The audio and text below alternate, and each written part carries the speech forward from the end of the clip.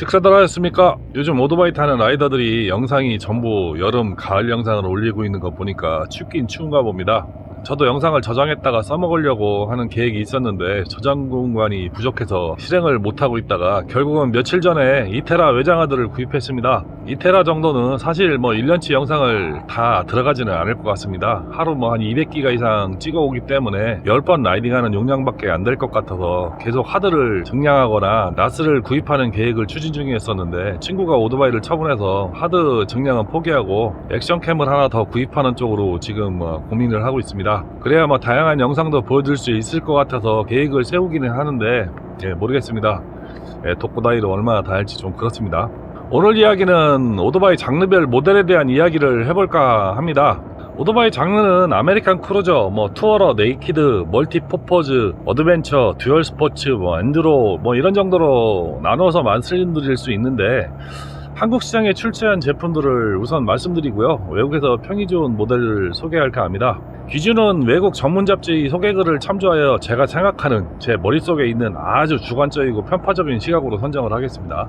제 머릿속에 있는 정보라서 일부 부정확한 정보가 있을 수 있으니 틀린 정보는 댓글 달아주시면 감사하겠습니다. 세계 오토바이 시장 구성은 그림과 같이 스탠다드인 스트리트 장르와 스쿠터, 그리고 스포츠 오토바이 장르, 그러니까 알차나 F차 이런 거죠. 이런 것이 40% 이상 팔리고 있고, 그 다음으로 이제 크루저, 투어링 순으로 팔리는 것으로 나타났습니다. 생각보다 스포츠 부자가 상당히 많이 팔리고 있는 거죠. 하지만 전기 오토바이를 포함한다면 좀 결과가 좀 다르게 나오죠. 왜 그러냐면 전기 오토바이는 전부 스탠다드 위주로 만들기 때문에 그렇죠. 일단 아메리칸 크루저를 먼저 알아보겠습니다. 중장자원들의 가장 관심을 갖는 장르죠. 이제는 아메리칸 크루저를 생산하는 회사가 몇 회사 남지 않은 듯 합니다. BMW와 인디언 중 환경기준 유로5를 통과한 일부 모델과 아직도 유로4에 머물고 있는 할리, 그리고 환경기준과 상관없이 막 만들고 있는 중국산 이렇게 나눌 수 있을 것 같습니다. 일단 유로5 환경기준을 통과해서 계속 생산이 가능한 2기통 대배기량 모델은 BMW R18 시리즈와 인디언 챌린저, 치프 다코스가 있는 것으로 알고 있습니다. 일단 공랭 엔진은 BMW R18과 인디언 치프 다코스 116 엔진이 유일한 듯해 보이고요. 인디언 챌린저는 순행 엔진이죠. 사실 할리가 코로나와 한강인증 유로5 문제로 유럽 시장에서 2020년 이후 판매를 회복하지 못하고 있는 상태입니다. 이로 인해서 할리가 한때 휘청했었죠. 사실 본토인 미국에서도 젊은 친구들은 게임이나 다른 즐길거리가 많다 보니까 오토바이를 타는 경우가 많이 줄기도 했고, 그 때문에 신규 판매가 많이 줄고 있는 상황에다 할리 타는 사람을 노인네 취급한다는 말이 있을 정도로 젊은 층에게는 인기가 없다고 합니다. 할리가 시대의 조류를 못 따라가는 상황이다 보니 판매량이 줄고 매출을 맞추기 위해서 전문 경영인은 가격을 올리고, 가격이 비싸니 젊은 층이 더욱 선택을 안 하는 악순환을 거듭하고 있는 그런 브랜드가 되어가고 있는 모양입니다. 그래서 요즘은 순행 엔진을 개발하고 배기량을 낮춘 모델을 계속 발매하고 있기는 한데 아주 그냥 멍멍이 같이 폭망했죠. 대표적인 모델이 나이트스터 스포츠스터입니다. 펜아메리카 1250 엔진을 디튠해서 올린 오토바이를 가격을 펜아메리카와 같은 가격에 팔려고 하다가 개폭망하고 1000만원 이상 할인해서 다 치웠죠. 그렇게 알고 있습니다. 심지어는 그래서 그런지 2024년 신차 가격을 아직도 못 정하고 있습니다. 인터넷에 아직 공시를 못하고 있는 상황이죠. 눈치 빠른 일본 브랜드들은 2기통 공랭 대배기량 엔진을 2020년 이후 계속 단종시키고 있는 이유가 여기에 있습니다. 혼다 샤도우는 완전 단종이 되었고, 야마하 로얄스타, 스즈키 공랭 인크루더가 순행 엔진인 볼레바드로 리뉴얼을 해서 생산을 하고 있고, 가와사키 발칸 시리즈가 근근히 나오기는 합니다. 하지만 예전처럼 적극적으로 홍보하거나 신제품을 개발하지 않고 리뉴얼링 정도 하면서 근근히 유지만 하고 있는 상황이죠. 실제 일본 홈페이지에도 없는 모델이 있기도 하며 일부 국가에서만 아마 판매가 되는 경우도 있는 것 같습니다. 할리 전통적인 인기 모델은 로드, 스트리트 글라이드, 로우라이더, 와이드 글라이드, 팻보이, 로드킹이 근간을 이루고 있는 모델들이었죠. 요즘은 압축비를 높여서 예전의 70마력대에서 114 엔진 이후로는 100마력 이상으로 끌어올려서 성능면에서도 어느 정도 좋아지고는 있기는 합니다. 인디언은 스카우트 치프 시리즈, 스프링필드가 근간을 이루는 제품군을 형성하고 있습니다. 이후에는 로드스터, 챌린저가 개발되고 성능적으로는 할리를 압도하고 있기는 한데 국내나 미국에서 할리에게 고전을 면치 못하고 있는 듯 하지만은 꾸준한 성장세를 보이고 있는 회사입니다. 참고로 할리는 2014년에 32만 9천 대 판매해서 2023년 13만 7천 대까지 매출이 하락했고, 인디언은 3만 6천 대에서 한 4만 대 정도를 판매하니까 몇 배 차이 나는 건가요? 2023년 기준으로 한 4배 차이가 정도가 나네요. 10배 차이였다 4배 차이로 줄었네요. 참고로 인디언 오토바이를 찾은 자료인데, 인도 시장 오토바이 판매 수리는 히어로 500만 대, 2등은 혼다 410만 대, 3위는 바자즈 242만 대, 4위는 TVS 208만 대, 5위는 로얄 엔필드 117만 대를 팔고 있다고 합니다. 인도 시장도 엄청 큰가 봅니다. 참고로 국내 2개 오토바이 회사가 1년에 한 3만 대 정도 팝니다. 그 다음은 BMW R18 시리즈가 몇 년 전부터 시장에 새로 진입을 했습니다. 국내나 세계 시장에 얼마나 팔았는지 정확한 자료를 찾지를 못했습니다. 2021년인가 우리나라에 처음 수입되어 팔리기 시작했습니다만은 작년 물량 상당수가 그대로 중고 시장으로 날아간 거 봐서는 아직도 국내에 완전 정착은 못한 듯 합니다. 제가 봐도 유럽 감성인지는 모르겠습니다만은 할리나 인디언과는 약간 이질감이 있는 듯 하고, 전자장비도 국내에서 쓰지 못하는 기능이 많아서 제 개인적으로는 그닥 그렇다고 생각을 합니다. 거기다 엔진 위치 때문에 가랭이를 쫙 벌리고 타는 맛이 없어서 많은 사람들이 외면은 하고 있죠. 반드시 그것 때문에 외면한다고 하기보다는요, 제가 생각하기에는 다리도 짧은 양반들이 가랭이 쫙 벌리고 타는 거 아주 꼴불견이죠. 그렇긴 한데 해보면 편하고 참 그렇습니다. 그 외에 국내 수입이 안 되는 혼다 샤도우, 야마 로얄스타, 가와사키 발칸 시리즈가 아직 국내에 많이 돌아다니고 있습니다. 화석이 아닌 화석이 되어가고 있는 실정이긴 한데, 부품 수급이라든가 고장 수리는 크게 문제 없는 듯 합니다. 워낙 보급량이 많았기 때문에 기존 수입된 부품도 많고, 수입상이나 개인이 수입하여 수리하는 데는 문제가 없는 것으로 알고 있습니다. 아직까지는 그렇습니다. 국산 KR보다는 부품 수급이 훨씬 잘 되고 있습니다. 참고하시기 바랍니다. 크루저는 혼다는 레블로 이름을 바꿨고요. 야마하는 볼트, 스포츠 헤리티지 시리즈로 변경해서 좀 남겨놓고 있는 실정이고요. 야마 MT-01이 정말 사운드 죽이고 그랬는데 없어졌습니다. 한번 유튜브 찾아보세요. 달리는 사운드는 할리보다 훨씬 더 사운드가 좋습니다. 또 중국산 이야기를 안 할 수 없죠. 심지어 이제는 할리가 저배기량 미들급을 중국에서 생산한다고 발표까지 했습니다. 아마도 1000cc 이하 크루저는 중국산이 주름잡지 않을까 하는 생각도 해봅니다. 다만 아직은 검증이 필요한 절차가 있기 때문에 시간이 좀 필요할 듯 하고요. 다음은 투어링 오토바이를 알아보겠습니다. 투어러 하면은 한국에서는 이런 모델만 투어러라고 하는 경향이 좀 있죠. 사실 앞카울이 있는 모델을 전부 투어러라고 합니다. 그렇게 정리하고 있습니다. 할리, 로드, 스트리트 글라이드, 로드킹, 인디안 챌린저, 로드스타 전부 투어러죠. 할리나 인디언은 아메리칸 크루저에 넣었으니까 순수하게 우리가 알고 있는 투어러만 이야기해 보겠습니다. 전 시간에 한번 제가 하이퍼, 스포츠 투어링이라는 단어를 이야기했습니다. 그 중에 스포츠 투어링을 말하는 사람마다 기준이 좀 다르고, 생산업체도 어드벤처나 듀얼 스포츠로 구분하는 회사도 있고 투어링으로 구분하는 회사도 있기 때문에 편의상 듀얼 어드벤처로 분류하겠습니다. 일단 전통적인 투어링이라는 대표 모델들은 혼다의 대표 모델인 골드윈이 있죠. 그 아래에 CB1100X, CB1300 슈퍼 볼도르, 그리고 NT1100 등이 현재 있고, 과거에는 ST1300, BCT를 처음 도입한 VFR800, BN01, CX500 등이 있었습니다. 야마하는 FJR 1300이라는 아주 인기 있는 투어링 모델이 있었죠. 어찌 보면 투어링 개념을 정리한 대표적인 모델이고, 경찰 오토바이로도 많이 사용하는 장수 모델이었는데, 우리나라에서도 전문층이나 중장년층에게 인기가 많던 모델이었습니다. 근데 2020년 이후에 수입이 안 되고 있는 실정이죠. 이유는 2017년 3박스를 달면 리어 알루미늄 차대가 파손되거나 크랙이 가는 현상이 발견됐는데, 이게 시점이 참 애매한 것이 고배철강 알루미늄 제품 성적 위조 논란과 시기가 똑같아서 더욱더 의심을 받았죠. 더욱 문제가 커진 것은 한국 야마에서 대응을 진짜 등신같이 한 것이, 대꾸도 안 하고 나중에 문제없다만 발표하고 넘어간 데다가 차대 위주로 연식까지 속이는 사건이 발각되는 일이 있어서 한때 난리가 났었습니다. 그리고 야마하는 그 결과로 FJR 1300 수입을 중단했죠. BMW는 대표적으로 R1250RT, RS, K1600이 있고요. 스즈키는 하이퍼 슈퍼스포츠 개념의 하야부사 카타나가 있습니다. 가와사키도 하이퍼 슈퍼스포츠 개념의 콩쿠어 14, ZR1400, Z1000SX가 있습니다. 두카티는 파니갈레가 있죠. 사실 하이퍼 슈퍼스포츠 개념은 F차와 R차가 여기에 모두 포함이 됩니다.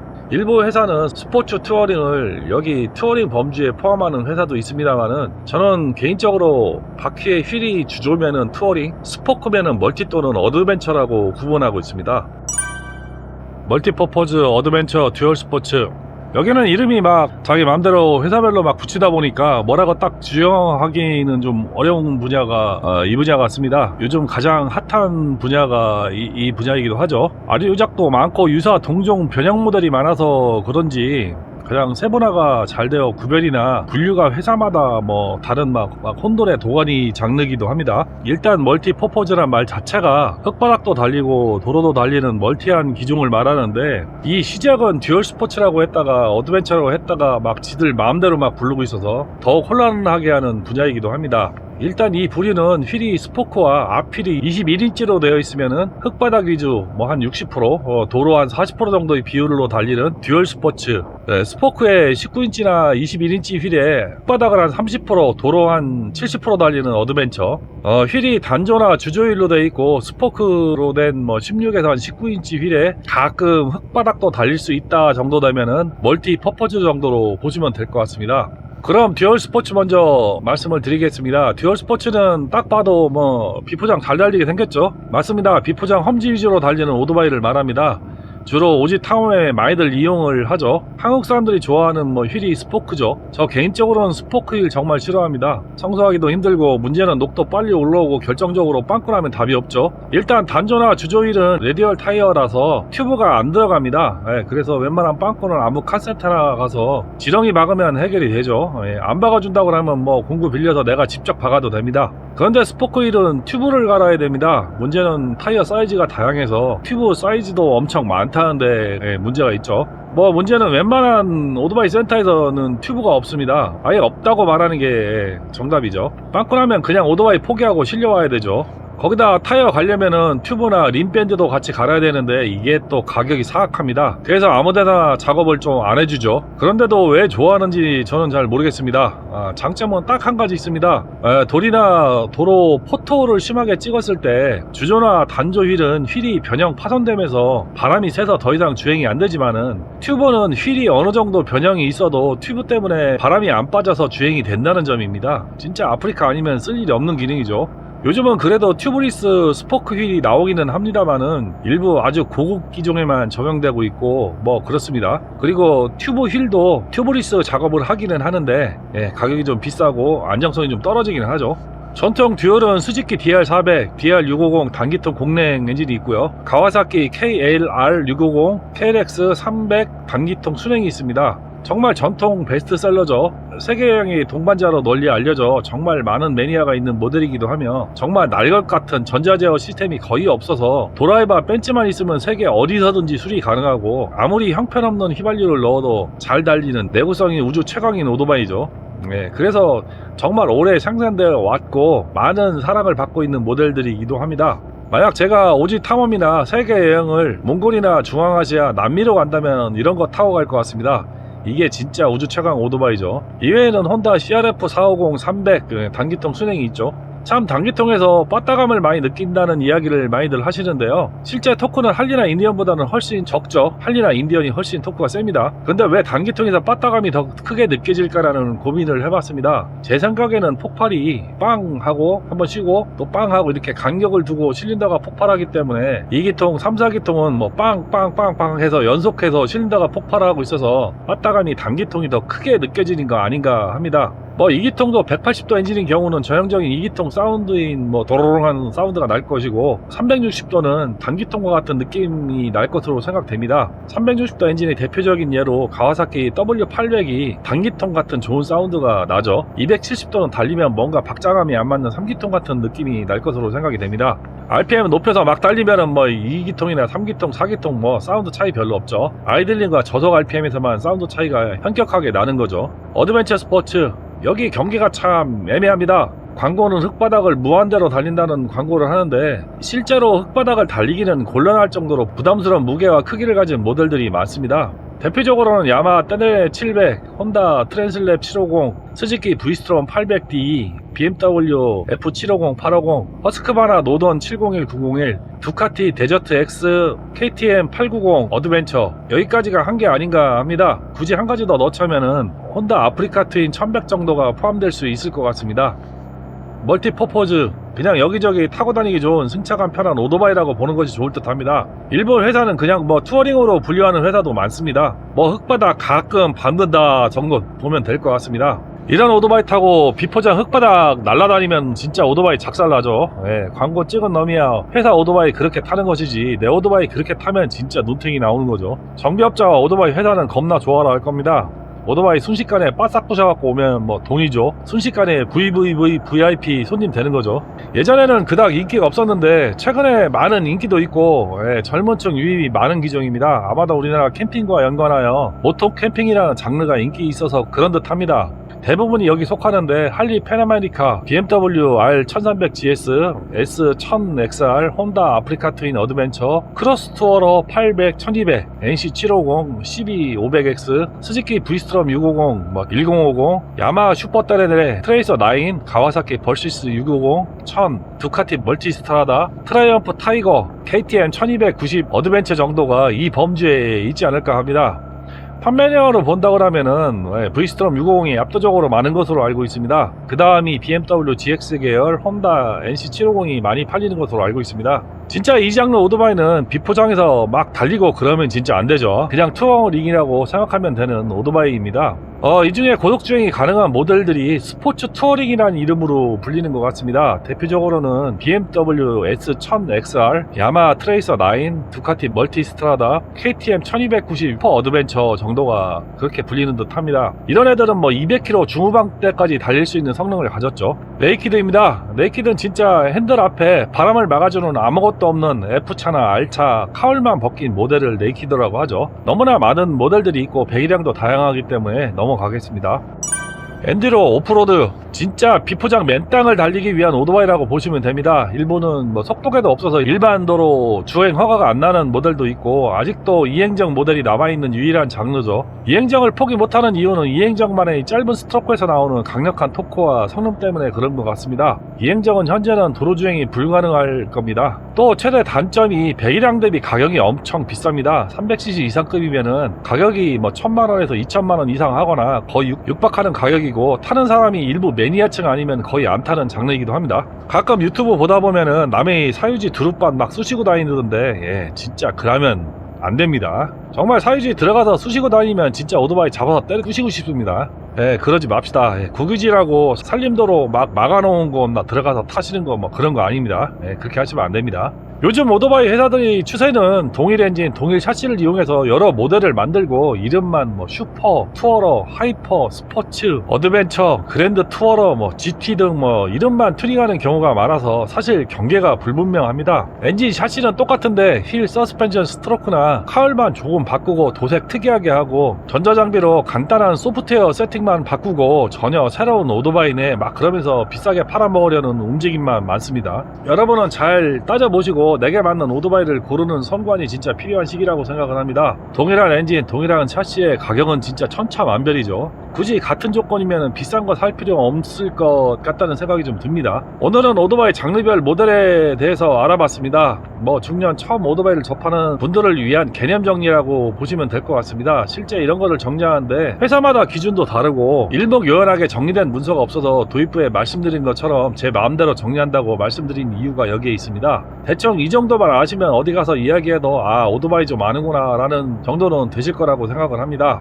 뭐 몰라도 뭐 사는데 지장은 없습니다만은 가끔 이야기하다 보면은 오토바이 모른다 싶으면 사람 좀 무시하는 뭐 그런 분들이 계셔서 드리는 말씀입니다. 저도 정리하는데 머리가 아플 정도니까 뭐 누가 나서서 정리하긴 해야 하는 일인데 누구도 정확한 얘기를 안 해서 정리를 한번 해봤습니다. 탄생 배경이나 뭐 역사나 정확한 용도도 이야기 안 하고 그냥 뭐 졸라 좋으니 그냥 사세요 뭐 이런 얘기만 하는데도 좋아요 조회수 많은 거 보면 좀 한편으로는 내가 뭔 짓 하고 있나 싶기도 합니다.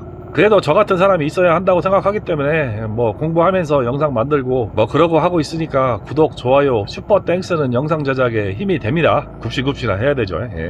오늘 영상은 여기까지입니다. 시청해주셔서 감사합니다.